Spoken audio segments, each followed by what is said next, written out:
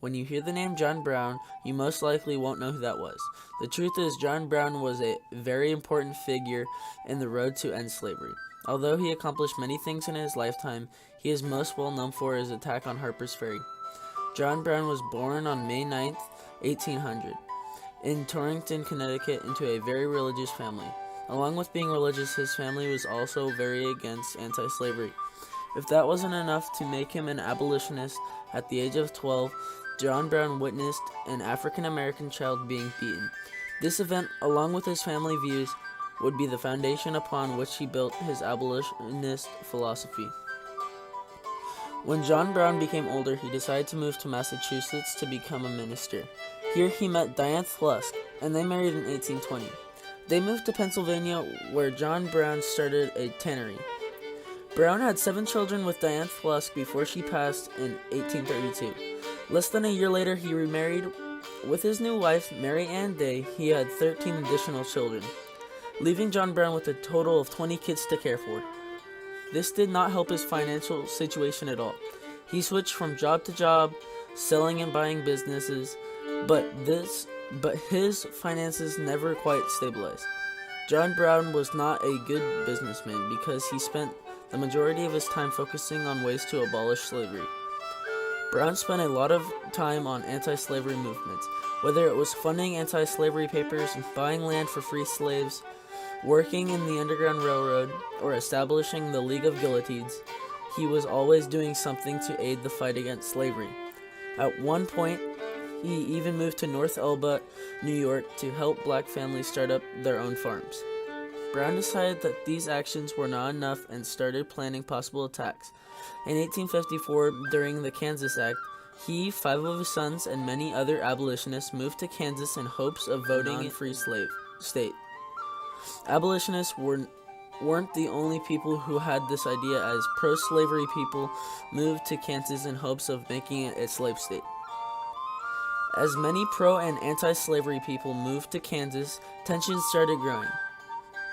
Eventually it led to border ruffians, aka pro-slavery men, making the first move. On May 21st, 1856, border ruffians attacked the anti-slavery town by the name of Lawrence.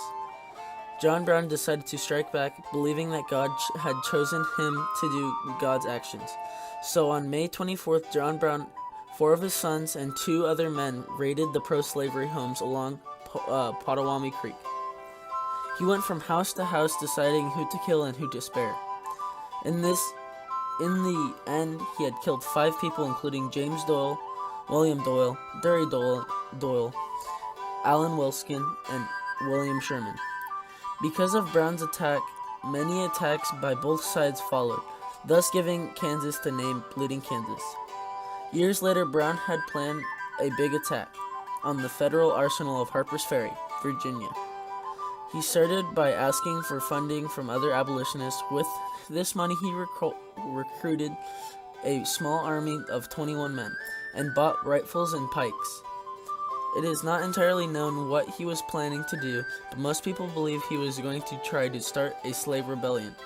He would accomplish this by taking Harper's Ferry, then giving the guns to slaves that joined in. Then, with an army that size, they would free more slaves and give them guns, continuing the process. On October 16th, 1859, Brown led the charge with 16 white men and 5 black men. He once again believed he was following God's will. He and his men successfully took over Harper's Ferry, taking prisoners including William Washington and a descendant of George Washington. Sadly, Brown's victory was short-lived, as no slaves had joined his fight. 36 hours into Brown's raid, Robert E. Lee arrived with the U.S. Marines. They easily stopped Brown's forces. The Marines broke in and cornered Brown's men in the firehouse. 10 of Brown's men were shot and killed, including 2 of his sons. Brown was shot and captured along with 6 other men. After Brown's capture, he was dragged to Charlestown, Virginia, to start his trial. During his trial, he denied trying to start a slave rebellion, and he was simply trying to free slaves. His friends even asked the judge to consider his sanity. Despite all of these attempts, he was given the death sentence on November 2nd, 1859, and was hanged 1 month later in Charlestown, Virginia. Even though Brown died, his legacy would live on. Thanks to him, many more people joined the anti-slavery movement. He became a symbol for the abolitionists to remember and to fight for. Overall, Brown's contributions propelled the abolitionist movement, speeding up the entire process. He encouraged more people to fight against slavery, causing more events to happen in a shorter time.